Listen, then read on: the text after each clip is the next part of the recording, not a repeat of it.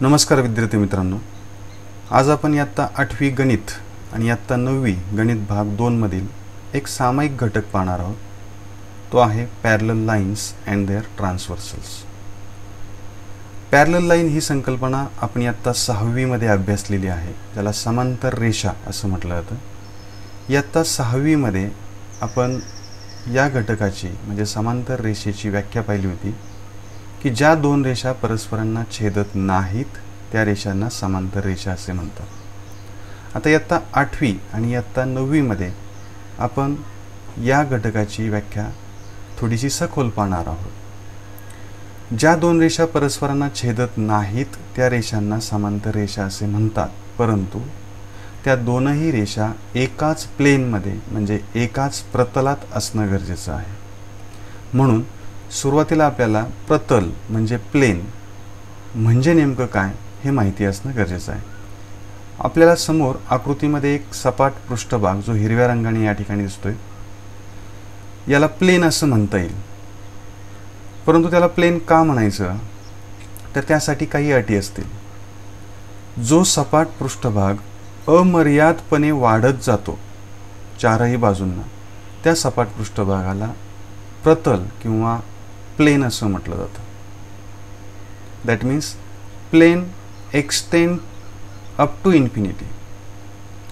मग या सपाट पृष्ठभागामध्ये किंवा या प्रतलामध्ये जर दोन रेषा असतील आकृतीमध्ये दाखवल्याप्रमाणे, line A B and line C D, these two lines are non intersecting lines, म्हणजे त्या न छेदणाऱ्या रेषा आहेत. म्हणजे जेव्हा एकाच प्रतलातील दोन रेषा परस्परांना कधीही छेदत नाहीत तेव्हा त्या रेषांना समांतर रेषा असं म्हटलं जातं. ही व्याख्या या ठिकाणी आपण घेतलेली आहे. Parallel lines, lines in the same plane which do not intersect each other are called parallel lines. Therefore in the figure, line AB and line CD are parallel lines and this can be written as symbolically line AB parallel line CD. This is the sign of parallel lines. म्हणजे आकृतीमध्ये AB आणि CD या परस्परांना न छेदणाऱ्या एकाच प्रतलातील रेषा असल्यामुळे यांना आपण समांतर रेषा असं म्हणणार आहोत. ही व्याख्या आपण इयत्ता 6वी मध्ये अभ्यासलेली आहे. आता या इयत्तेमध्ये आपल्याला या रेषांची किंवा कोणत्याही दोन रेषांची ट्रान्सव्हर्सल म्हणजे छेदिका अभ्यासायची आहे.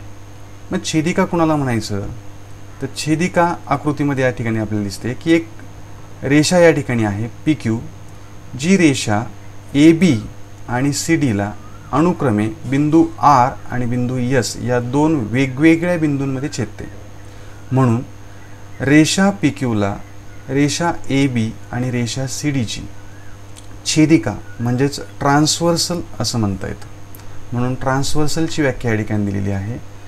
If line intersects given two lines in two distinct points then that line is called as transversal of those lines. म्हणजे जेव्हा एक रेषा दोन रेषांना दोन वेगवेगळ्या बिंदूंमध्ये छेदत असेल तर त्या रेषेला त्या रेषांची छेदिका म्हणजे ट्रान्सव्हर्सल असं म्हणता येईल. आकृतीमध्ये in figure line PQ is a transversal of line AB and line CD. म्हणजे PQ ही रेषा AB आणि रेषा CD ची ट्रान्सव्हर्सल म्हणजे छेदिका आहे. आता जर आपण आकृतीचं निरीक्षण केलं तर आपल्याला असं लक्षात येईल की या छेदिकेनं या दोन रेषांना छेदल्यामुळे दोन वेगवेगळ्या छेदनबिंदूंजवळ 8 कोन तयार झालेले आहेत. या 8 कोनांचे आपण पेयर्स म्हणजे जोड्या तयार करणार आहोत. त्या जोड्या 3 वेगवेगळ्या प्रकारच्या असणार आहेत. सुरुवातीला आपण या कोनांची नावं या ठिकाणी वाचून घेऊयात. पहिला जो कोन आहे कोन ARP, अँगल ARP हा पहिला कोन आहे. दुसरा कोन असेल अँगल PRB या ठिकाणी तयार झालेला. तिसरा कोन असणार आहे अँगल SRB किंवा BRS हा कोन. चौथा कोन असेल अँगल ARS किंवा SRA, म्हणजे आर या शिरोबिंदूजवळ किंवा छेदनबिंदूजवळ 4 कोन या ठिकाणी तयार झालेले आहेत. त्याच पद्धतीचे 4 कोन यस या छेदनबिंदूजवळ तयार झालेले आहेत. असे एकूण 8 कोन छेदिकेनं त्या 2 रेषांना छेदल्यामुळे तयार झालेले आहेत. या 8ही कोनांच्या वेगवेगळ्या जोड्या आपण या ठिकाणी अभ्यासणार आहोत.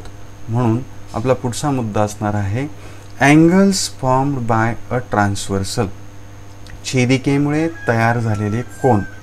आणि त्या कोनांमध्ये पहिली कोनांच्या जोडीचा प्रकार असणार आहे तो असणार आहे करस्पॉन्डिंग अँगल्स.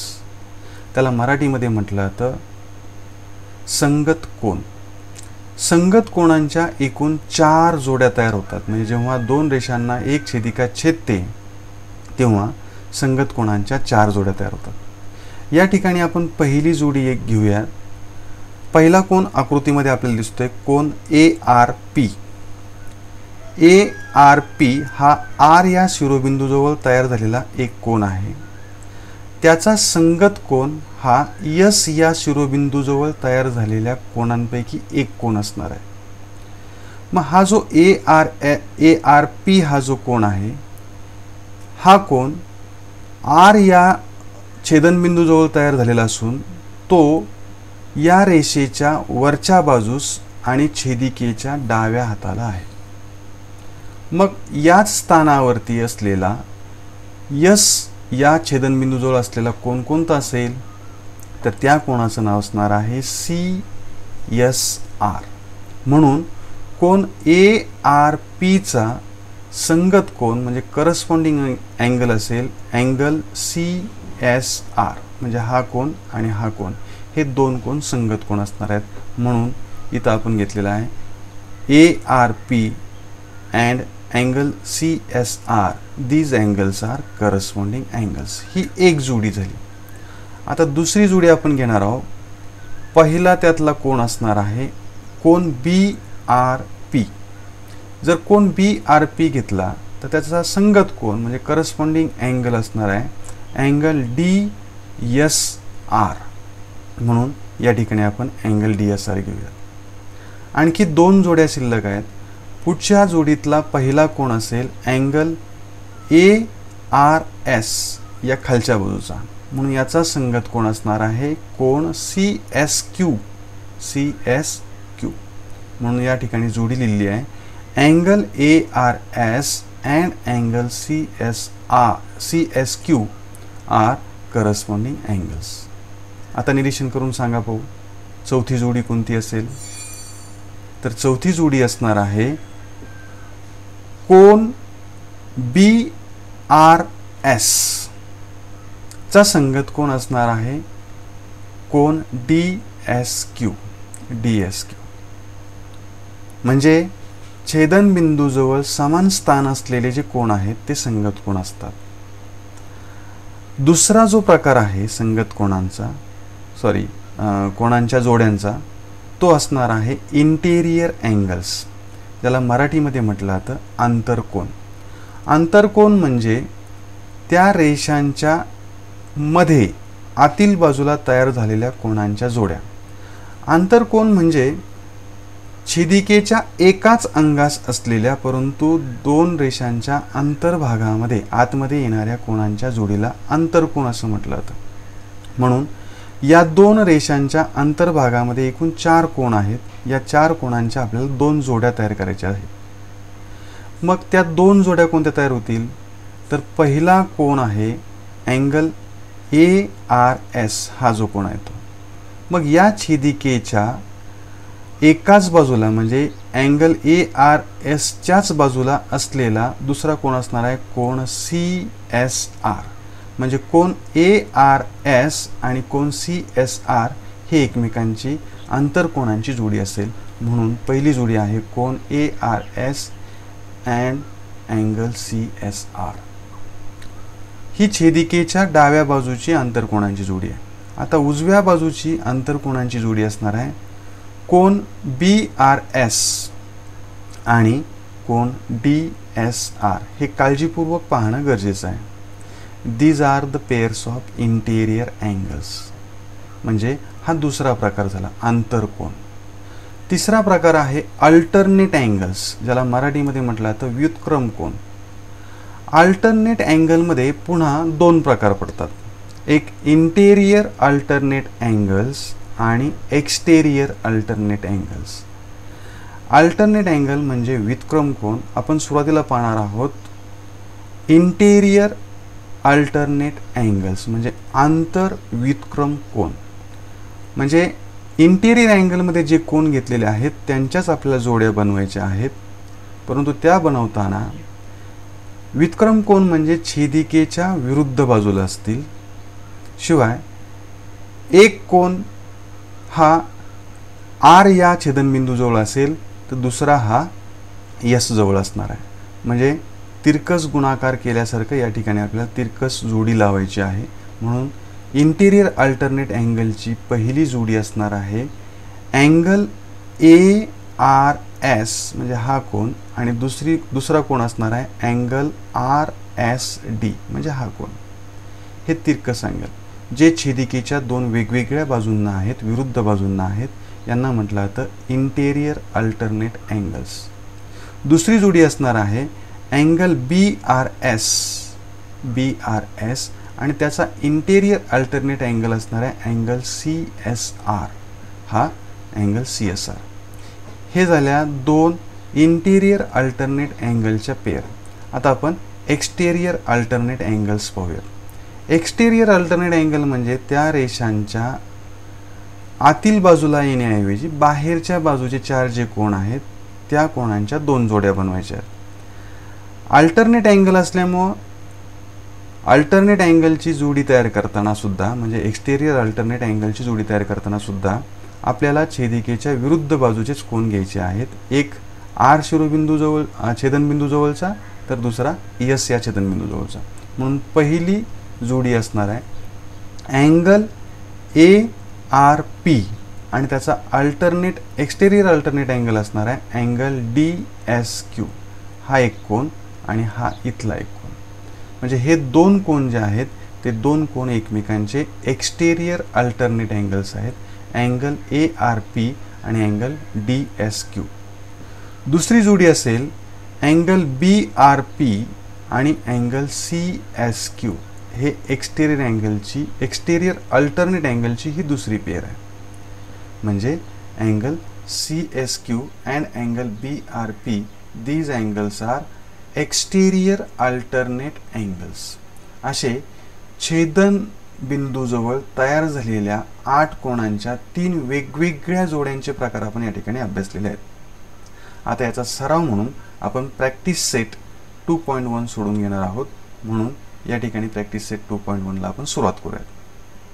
पहिल्यांदा एक एक्झाम्पल या ठिकाणी दिसते, ॲक्टिव्हिटी आहे. आपण या ठिकाणी दोन रेषा दाखवलेल्या आहेत. त्या दोन रेषांना एका छेदिकेनं छेदलेलं आहे. छेदनबिंदूंजवळ 4 आणि 4 असे एकूण 8 कोन तयार झालेले आहेत. त्या 8 कोनांची नावं या ठिकाणी आहेत कोन P, कोन Q, कोन R, कोन S, कोन W, कोन B, कोन C आणि कोन D. आपला प्रश्न किंवा एक्झाम्पल आहे in the following figure each angle is shown by a letter, fill in the boxes with the help of the figure. म्हणजे आकृतीचं निरीक्षण करून आपल्याला हे जे बॉक्सेस आहेत या चौकटी ज्या आहेत त्या चौकटी भरायच्या आहेत. पहिल्यांदा करस्पॉन्डिंग अँगल्स. करस्पॉन्डिंग अँगलसाठी आपल्याला समजायला सोपं जावं म्हणून या ठिकाणी मुद्दाम करस्पॉन्डिंग अँगल हे सारख्या रंगाने दाखवलेले आहेत. मगाशी जरी हा मुद्दा आपल्याला ओझरता समजलेला असला तरी या ठिकाणी आपल्याला तो पूर्णपणे समजावून जाईल. फक्त इथं अँगलचं नाव लिहिताना आपण एका अक्षरामध्ये घेतलेलं आहे. अँगल P आकृतीमध्ये दिसतोय त्या P चा करस्पॉन्डिंग अँगल आहे अँगल W. म्हणून या ठिकाणी आपलं अँगल किंवा रिकामी जागा असणार आहे अँगल W. आता Q जो निळ्या रंगाने दाखवलेला आहे त्याचा करस्पॉन्डिंग अँगल कोणता असेल तर आकृतीमध्ये निरीक्षण केलं तर आपल्याला लक्षात येईल Q जो निळ्या रंगाने दाखवलेला आहे तसाच निळ्या रंगाने खालच्या छेदनबिंदूजवळ दाखवलेल्या कोणाचं नाव आहे B. म्हणून Q चा करस्पॉन्डिंग अँगल असणार आहे angle B. Similarly corresponding angle of angle R is angle C and corresponding angle of angle S is angle D.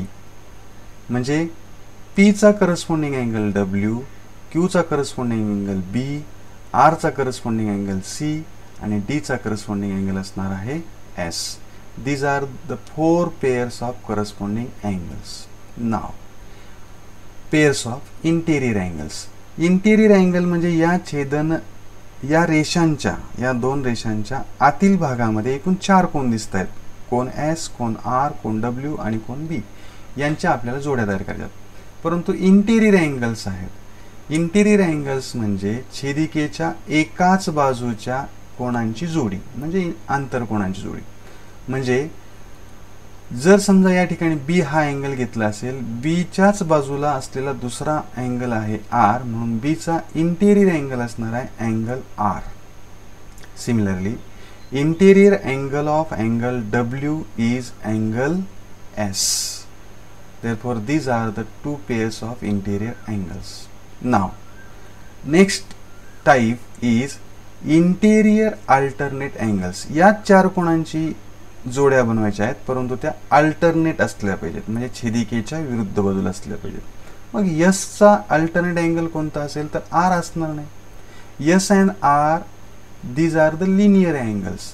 आपल्याला क्रॉस घ्यायचा आहे, तिरकस घ्यायचा आहे, म्हणून S चा आंतर विक्रम कोन इंटेरियर अल्टरनेट अँगल असणार आहे अँगल B. म्हणून या ठिकाणी आपली रिकामी जागा असणार आहे angle S and angle B. These are interior alternate angles. आता मला सांगा W चा इंटेरियर अल्टरनेट अँगल कोणता असेल? तो क्रॉस जायचा आहे आपल्याला. अगदी बरोबर, तो असणार आहे कोन R. म्हणून या ठिकाणी angle W and angle R, these are interior alternate angles. Now, exterior alternate angles. Exterior म्हणजे या दोन रेषांच्या बाह्य भागामध्ये छेदनबिंदूंजवळ तयार झालेले कोन. कोणते कोणते कोन बाह्य भागामध्ये तयार झालेले आहेत? तो कोन P, कोन Q, कोन D आणि कोन C हे बाह्य भागामध्ये तयार झाले. पुन्हा आपल्याला क्रॉस पाहिजे कारण अल्टरनेट आहेत. एक्सटेरियर अल्टरनेट अँगलसाठी आपल्याला क्रॉस पाहिजे पण बाह्य भागातले कोन घ्यायचे. मग C या कोणाचा एक्सटेरियर अल्टरनेट अँगल कोणता असेल तर क्रॉस जायचे आणि या रेषांच्या बाह्य भागामध्ये, म्हणजे कोणता असणार आहे तर कोन P असणार आहे. म्हणून आपलं उत्तर असणार आहे angle C and angle P are exterior alternate angles. Similarly, which one is the exterior alternate angle of angle Q? The exterior alternate angle of angle Q is angle D. These two are exterior alternate angles. Therefore, next answer is angle D. म्हणजे हे अतिशय साधे आणि सोपे प्रकार आहेत, फक्त सराव आवश्यक आहे. आणखी एक एक्झाम्पलचा आपण सराव करूयात, फक्त फिगरमध्ये थोडासा आपण बदल करूयात. या ठिकाणी पहा, observe the figure and write the following pairs of the angles. आपल्याला 3 प्रकारच्या पेयर्स लिहायला विचारलेल्या आहेत. पहिली आहे इंटेरियर अल्टरनेट अँगल, दुसरी आहे करस्पॉन्डिंग अँगल्स आणि तिसरी आहे इंटेरियर अँगल्स. आता ह्या 2 रेषा आहेत आणि त्या 2 रेषांची छेदिका आहे. मगाच्या आकृतीपेक्षा थोडीशी वेगळी आकृती दिली. रेषा या व्हर्टिकल दिल्या तर ट्रान्सव्हर्सल ही हॉरिझॉन्टल दिलेली आहे. मग या ठिकाणी इथे हा पहिला इंटरसेक्शन पॉईंट आहे आणि हा दुसरा इंटरसेक्शन पॉईंट आहे आणि तयार झालेल्या कोणांना पुन्हा एका अक्षरामध्ये नाव दिले आहेत. Angle E, angle F, angle G, angle H, angle J, angle K, angle L and angle M. पुन्हा आपल्याला सोपं जावं म्हणून करस्पॉन्डिंग अँगलचे कलर्स या ठिकाणी सारखे ठेवण्यात आलेले आहेत. परंतु सुरुवातीला आपल्याला इंटेरियर अल्टरनेट अँगलच्या पेयर लिहायचे आहेत. इंटेरियर अल्टरनेट अँगल म्हणजे इंटेरियर रिजन मध्ये आपले 4 कोणते आहेत? Angle F, angle J, angle M, angle G. आता इंटेरियर अल्टरनेट आहेत म्हटल्यानंतर आपल्याला क्रॉस जावं लागेल. म्हणून पहिली जी जोडी असणार आहे ती पहिली जोडी असणार आहे angle F and angle M. ही क्रॉस जोडी असणार आहे. दुसरी जोडी कोणती असेल मग उरलेल्या कोणांची? Angle J and angle G किंवा angle G and angle J.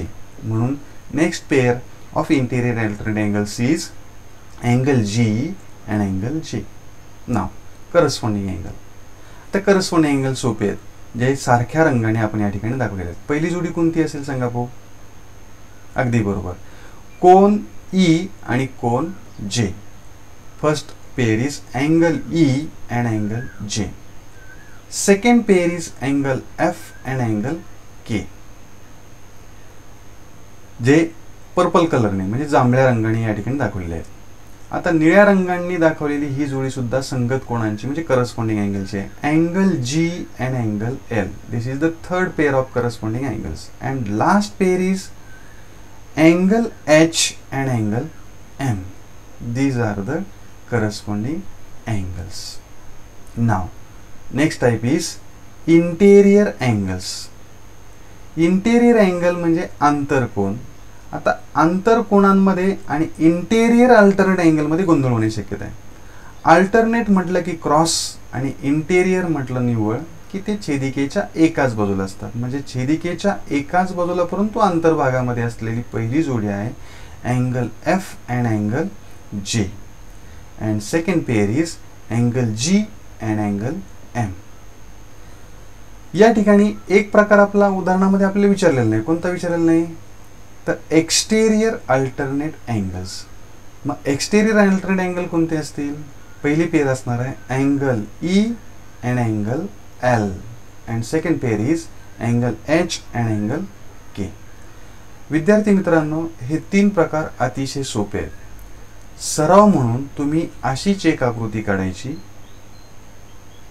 तुम्हाला वाटतील ती त्या कोणांना नावं द्या आणि हे तीनही प्रकारच्या कोणांच्या जोड्या लिहिण्याचा सराव केला की आपल्याला 9वीला या तीनही प्रकारांच्या जोड्यांचे गुणधर्म प्रमेय स्वरूपामध्ये अभ्यासायचे आहेत. त्याचा सराव तुम्ही घरच्या घरी करू शकता. धन्यवाद.